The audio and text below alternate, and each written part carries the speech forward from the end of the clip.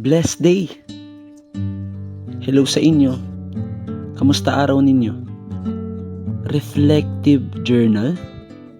Teka lang. Ikaw ba yung klase ng tao na mahilig magsulat?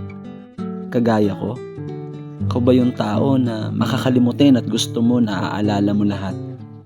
May mga bagay ba na nangyayari sa buhay mo na may impact sa'yo? Gusto mong maalala mo, ang kaso nga lang, nakakalimutan mo. May mga importanteng bagay na nangyayari sa buhay mo, pilit mong inaalala pero hindi mo maalala. May solusyon tayo dyan. Isulat mo. Isulat mo ang nangyayari sa'yo. Reflective journal. Maraming nangyayari sa buhay natin. Iba't ibang mga emosyon, iba't ibang mga feelings o nararamdaman.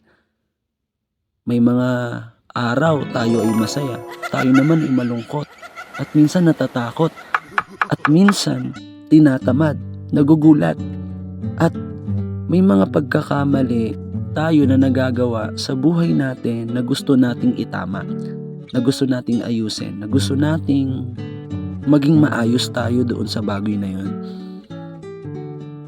At ngayong araw na ito, tuturuan ko kayo ng sarili kong paraan kung paano ko isalamin ang aking buhay, kung paano ko inaayos ang aking nararamdaman.